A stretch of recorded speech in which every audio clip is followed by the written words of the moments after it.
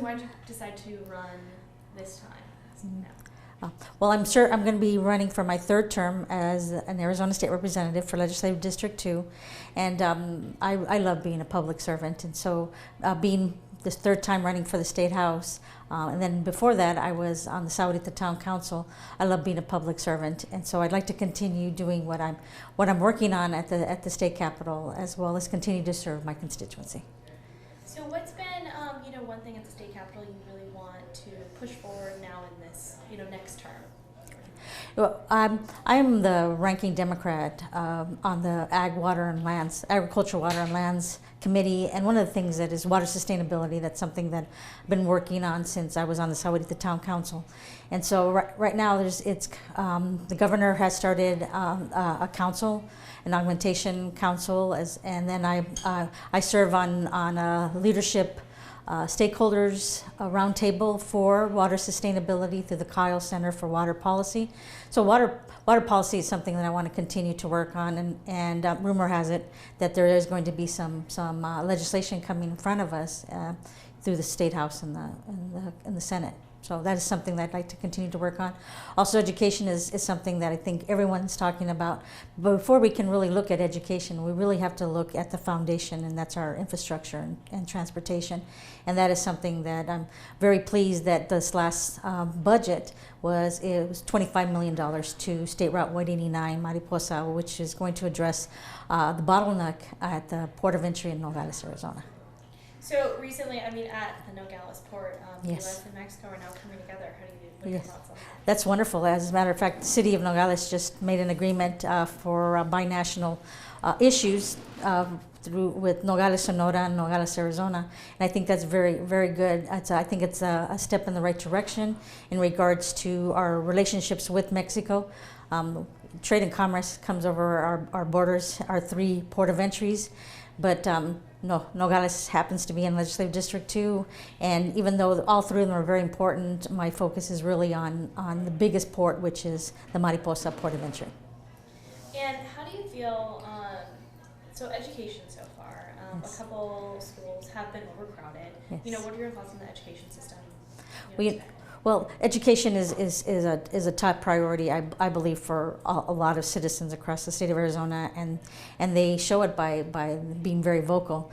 Education is something that we need to invest in, if it be early childhood development, K through 12, community colleges, universities, and especially JTED, which I was very pleased. JTED had actually been restored after it had been the funds had been taken away. It was restored this last session, and I'm very pleased with that. But education is again something where we can build on that foundation of transportation and infrastructure, and education needs to be very strong. And when this last report saying that we're 48th is very unfortunate, and we as legislators really need to focus more on how we can get more funding into our schools. And now in Tucson, or the state, the bill passed that guns are allowed to be near schools. What are your thoughts on the gun control? Gun safety is very important for the state of Arizona, especially across our country. It saddens me to know that people have been murdered, have been killed, especially our children. And that's a conversation that has to be had in regards to putting safety, in regards to guns, background checks, being able to have that conversation. And regarding the legislation, sometimes I don't really understand the legislation that comes across when we're voting, and I have to say that I vote against any gun bill. Yeah, that is going to put guns close to the public, especially our public buildings. And what's been the toughest thing you've had to deal with this past year in legislation? I guess the toughest is being able to have the conversations that really need to be had. Even though our conversations, my colleagues from across the aisle, I do have good relationships with my colleagues across the aisle. Sometimes it becomes, I guess, frustrating to me when we are voting on items that are not productive and not positive for the state of Arizona. So I guess it's more of the word of frustrated than anything else. And what is something in Arizona that you would just like to see change? Like, So to change. just something. Yeah, something you see that's a problem in Arizona that just needs to be changed. Well, we already addressed education, but I believe that we as a state really need to look, I'm going back to infrastructure, you know, where you have these group of society of engineers that actually that grade our infrastructure, and we have bad grades. So I think it's something that Arizona needs to look at. Our roads are bad. I was very pleased when $30 million, one time $30 million is going to go to HERF, the Highway User Revenues Funds. And that's something that we have, so that's something that needs to be changed, I believe, in order for us to be a productive state, a quality of life.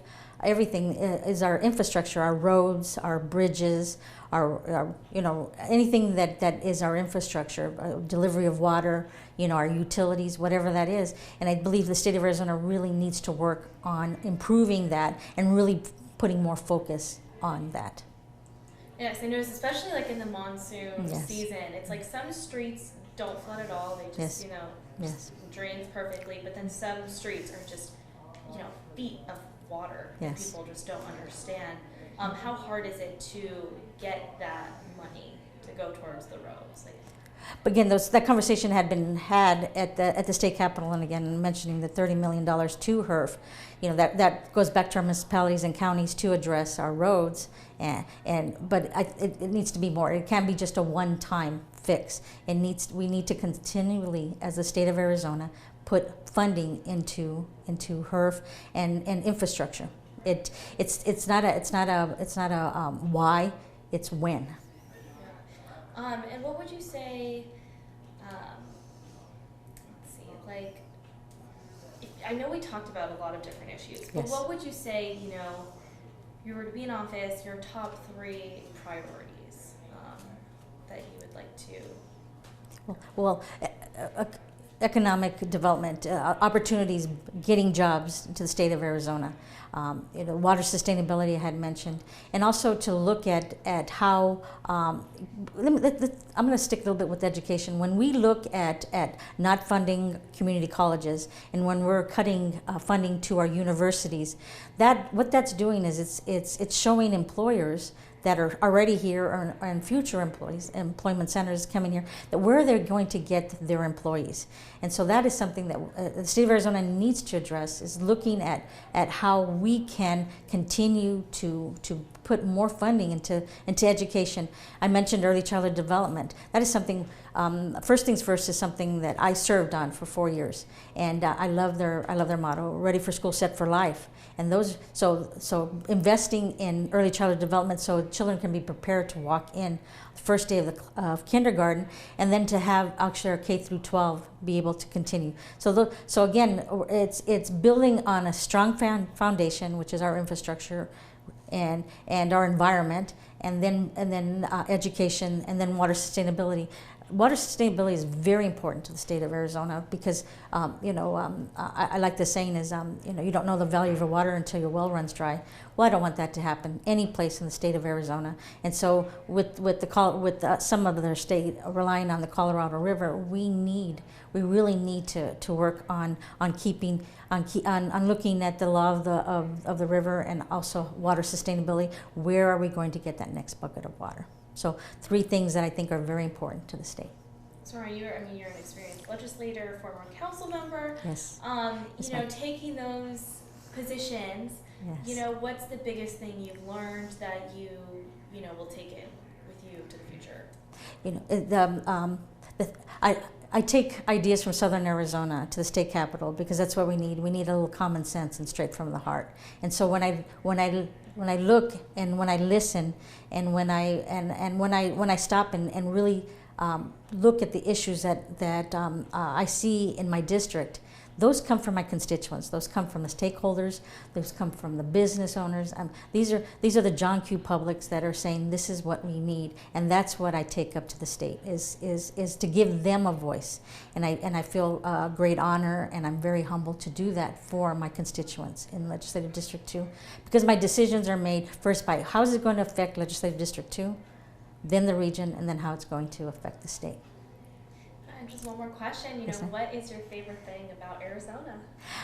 I came to Arizona in 1973. My father was career Air Force, and I love the people because you never know who you're going to meet in the state of Arizona. A lot of people come and retire. I live in the Green Valley Sahuarita area, and I just meet the most interesting people.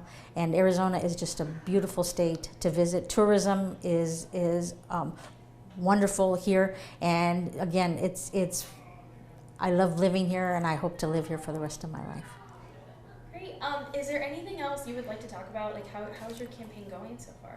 Oh, my campaign is very positive. I'm running a very positive campaign. I'm out canvassing. I'm meeting the voters. I just really enjoy being a public servant. And what I like is that I can do this full time. I'm very fortunate. I sit on 4 other boards other than being a legislator. And so my public service doesn't just stop at being a legislator, as I continue to serve my community in very different avenues. And I really enjoy doing that. And I have to tell you, I really appreciate you giving me this opportunity.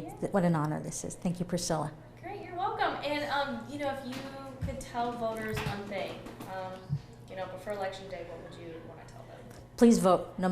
Please vote for all offices, because the closer your public servant is, for example, your school boards and your local your city council, town council, or board of supervisors.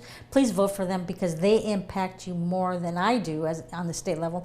But it's very important that you vote, and it's very important that you continue to vote. And if you're not registered to vote, please register to vote.